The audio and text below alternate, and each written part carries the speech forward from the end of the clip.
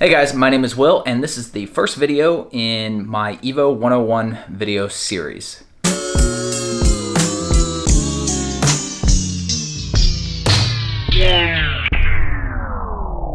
If you want your questions answered in a future Evo 101 video, definitely comment below and I will try to get to them. If you are new to Evos, looking to buy an Evo, or crazy enough to own an Evo, this information will be helpful. For those of you who don't know, my first Evo was an Evo IX GSR. That I bought brand new and never should have sold. That was the beginning and apparently continuation of my obsession with Evos to this day. So all this information is basically rattling around in my head and don't really have anything to do with it, so I figured I would share it with those of you who weren't obsessed with Evos during this time. A lot of this information was easier to find back then because they were newer, and now people are just forgetting. The cars are older, so many modifications that it's hard to find what is actually accurate. Additionally, the Evo 8 in the intro, that's my 05 RS, and I also owned an Evo X MR, which I will put right here. So I've got a pretty good understanding of all the trims and models, of all the trims and packages. In today's video, we are going to be discussing buying an Evo 9. If you want more information on the Evo 9, see my Evo 101 playlist for in-depth review of the 9, as well as comparison between it and the 8 and the 10. In today's video, we will cover trim and packages available. So you have the GSR, the RS, the SE, and the MR. As for packages, you have the SSL and the Appearance. And a lesser known, because it never really existed, the Urban Jungle. If you're gonna buy an Evo 9, you also need to know what parts really make it special, and of those parts, which ones are easily swapped out. That could include parts in the interior, the exterior, or the engine bay. Lastly, we're gonna go over some search tips for finding an Evo 9, including websites, forums like Evo M, Auto Trader, Craigslist, so forth. When buying an Evo 9, you need to be careful. There's a lot of misinformation out there, and while I'm not saying I don't make mistakes, a lot of my information is actually coming from memory because, as I said earlier, I owned an Evo 9 brand new. And as my wife would say, I have the memory of a giraffe. Or, no, that's not right. See? Elephant. Memory of an elephant. All right, let's get started. All right, first we're going to discuss the trims and packages. And this is actually where I see the most misinformation. A lot of stuff on some of the forums, people mean well, but they're just regurgitating even some of like the magazine articles and so forth, which were wrong. So it's not that they are giving bad information, it's just that their sources that they're getting their information from are bad. Whereas if you were actually there at the time, you realize that that's not actually how it was. So just to be perfectly clear, there are 4 trims. You have GSR, although it's not actually called a GSR in the US. It's really just Evo 9. You have the RS, you have the SE, and you have the MR. Let's be perfectly clear. There is no MR SE. Doesn't exist. We'll talk about that more in a second. So with the GSR, you have the base, which is just, again, Evo 9. And then you have the Ssl Trim Package. SSL stands for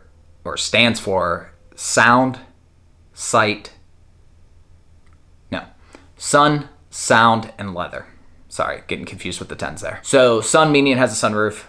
Sound, it has an upgraded stereo, and it said Infinity, it had a sub in the trunk. The only way you can tell is it actually says Infinity on the head unit, and then if you open the trunk, it'll say, obviously, there's a sub where there normally isn't. And leather, obviously, so leather seating. You also have like leather on the doors and such. Then you have the RS. Now, my Evo 8 is an RS, but they don't really change a whole lot, and I'm very familiar with the 9s. The 9 didn't have any packages. There was, I think it's Car and Driver or Motor Trim. One of them has an article, and this is where this comes from, where they call it the Urban Jungle Package. That package never came to exist. Originally, when Mitsubishi, or at least Mitsubishi US, announced the RS, they said it would not have AC. Then what happened is, at the last minute, they decided to put AC in it. Prior to that decision, they were saying there was going to be an Urban Jungle Package, or at least that's what the press had gotten information from, and that Urban Jungle Package was going to have AC and maybe like power windows or something. That never came to be. The RS just shipped with AC. They never did any Urban Jungle, so there is no power, anything, locks, windows, any of that stuff in an RS. Then we have the MR, Mitsubishi Racing. So you have the base MR, and then you have an MR with the appearance package. I'm not going to talk about this as much right now. I'll talk about it more in another video, but basically it gave you a lot of the SE stuff, the red stitching, different wheels, and so forth. Because of that, people started calling it the MR SE, but there is no... All right, and lastly, you have the SE, which is the special edition. Now, I'm going to do a whole video on this because there's so much confusion with this, and that will be coming, but just know that it's basically a hybrid between the GSR and the MR. You get most of what you wanted from an MR, but you get it in a GSR package. I didn't know the SE was coming when I bought my 9. It appeared on dealers' lots a few weeks later. I'm still upset. I'm not quite over it yet. Anyways. Okay, part 2, swapped parts. Now, any used car you buy could have parts missing or changed. That's just how it is. But with Evo 9s especially, you have to be careful because there are a lot of Evo 8 owners, aka Evo 9 owners' friends, who say, hey, you're trading in your 9 or you're selling your 9. How about you swap this or that? Because all the stuff is interchangeable. That's why you see so many Evo 8s running around with 9 parts. You very rarely see 9s with 8s unless they're for sale. The biggest things that you're going to see missing from a 9 that you need to watch out for is going to be the seats. That's probably the number one thing, honestly. If you see an Evo 9 with blue seats, be aware that is not right. The front bumper to a lesser extent because of VIN numbers, but you still do see it. The wing can, because there's some debate about the 9 wing being less strong than the 8 wing because it's hollow. But then the 8 wings tend to have clear coat issues, so sometimes you see that. The taillights. Taillights are a big one too, because it's something that, you know, you open the door and you immediately notice the seats are changed. The taillights, you don't really pay that much attention. I mean, you think you do, but when you're shopping for a car, there's just so much going on, and the taillights, I mean, they're very different, but they're not.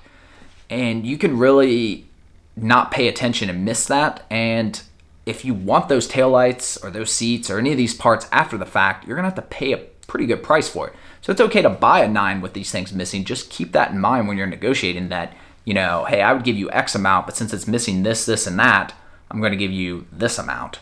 And that should reflect the value. Another common change you'll see, this has less to do with about going to Evo 8s, is you'll see JDM bumpers. My Evo 8 has a JDM bumper. I do a whole video on this. I believe it's in the Evo 101 playlist as well.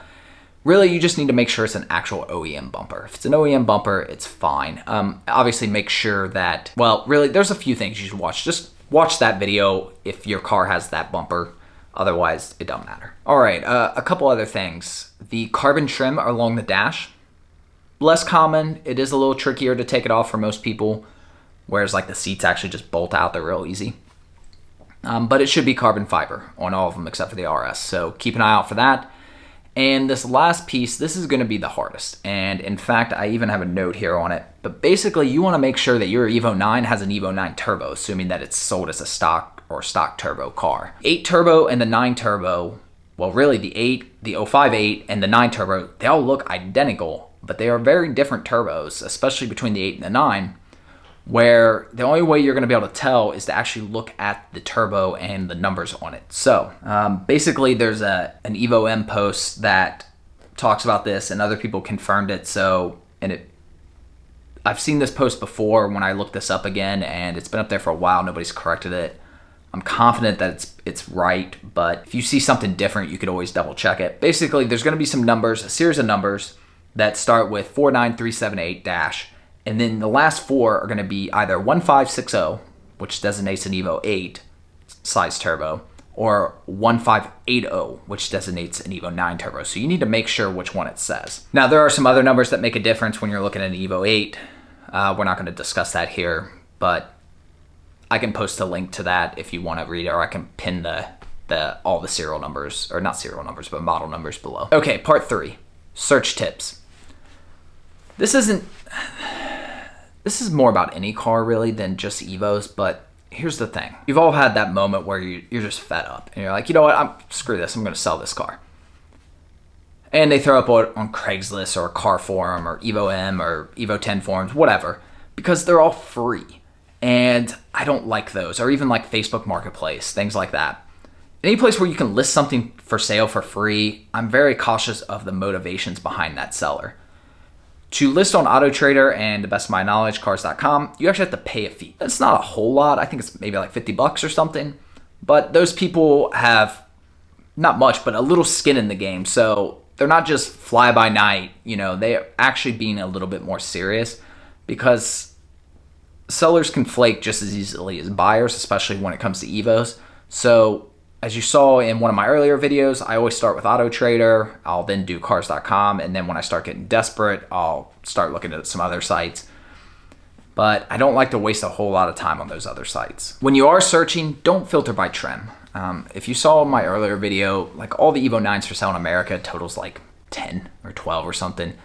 8s isn't much more. It's usually in the 20s, maybe 30s. Don't filter by trims or MR, SE, because fact of the matter is people don't know what they're listing anyways. They list it incorrectly. They list colors incorrectly, and there's just not that many. Just go through them. It's not that hard. If you filter by trims and so forth, you're going to end up missing ones because they don't list them right. All right, in closing, I know we've covered a lot and we've done it pretty quickly, and a lot of this has been higher level. Like I said, you can go back through some of my other videos if you want more detailed into some of these, and I'm going to have some other videos coming as well.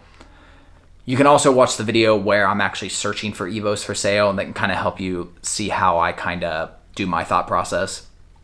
That being said, when it comes to an Evo or any car, but especially an Evo, you really just have to be vigilant. You got to be checking like every day, because good cars, they don't last long, especially on like the auto traders and the forums. Car dealerships, if there's dealerships in your area and you've got the time, you know, I'd always be like kind of checking around. You're not going to see as many 8s and 9s traded in as you will like 10s. But for example, like my Evo 10, I bought before it was ever even like technically for sale. And I actually had somebody messaging me a couple months ago, and that happened to them with an 8 or a 9, and it wasn't technically for sale yet, and by the time it was already sold. So the good ones move quickly is basically the takeaway from that. So pay attention, check it all the time if you're really looking, and be ready to go. You know what you want, know exactly what you want, maybe what you're willing to take, and avoid anything else that's just noise, because you may start devoting time and effort into a car that it's not perfect, it's not exactly the one you want, and then suddenly the one you want does pop up, but you're so distracted with this other one that you miss it, or you can't get to it in time, and then, so just figure out what you want and look for it, and just be patient really with this market. Don't buy an RS. Lastly, one of the other things that you should take away from this, from all the swapping, is that if you buy one that maybe isn't exactly what you wanted, a lot of this stuff can be swapped, so you can buy those parts separately. So if you really want I don't know, whatever, if you want the MR vortex generator, because it has vortex generators, well, you can buy those easily. My RS has those. Or if you want the GSR because you want the inky wheels, I don't know why you would, but and yours doesn't have them, you can pick those up easily. So a lot of that can be. What can't really be easily swapped is the sunroof. So if you don't want a sunroof, don't buy one with a sunroof. If you do want a sunroof, don't buy one without a sunroof. And unless you 100% want an RS, don't buy an RS, because I've seen where people try to swap stuff over. It's a mess. It's not worth it, and you're just ruining a car that wasn't meant to do that anyways. If you are buying an Evo 9 or looking for one or have bought one, definitely comment below. Let me know your experience. Let me know your thoughts. As I mentioned before, I do have some videos coming very soon. Probably tomorrow will be the next one, where I'm going to go over the SE in detail. Not necessarily tomorrow, but I'm going to go over the SE in detail. I'm going to go over the MR in detail. I'm going to go over the 10 final edition in detail, the 10 transmission, the SST. I've got a lot of different topics coming over the next several weeks, so definitely subscribe, like if that's your thing. If you want to ask me questions directly, Instagram is usually best for that. As far as like DMing messages, cars that you want me to look at and so forth. Any other like Evo specific questions, just leave them below. I try to get to every question. If for some reason I miss you, which I generally don't, but don't be afraid to just remind me. And again, if you want your questions answered on a future Evo 101 video, definitely comment those below here, because I am keeping track of all those questions. I do have a file. That's where I'm getting a lot of these ideas from. If you follow me on Instagram, or if you don't follow me, definitely follow me. But if you're on Instagram, you post some pictures of your Evo, definitely tag me or let me know. I'd love to see what you guys are driving. Love to see some of your Evos. I know a couple of you have done that. I love that stuff. That's cool. So definitely keep doing that. Other than that, there's also Instagrams for the pups, which we have, whoops, Lotus and Enzo. Lotus and Enzo. I probably messed it all up now, but appreciate you guys watching, and we will see you on the next video.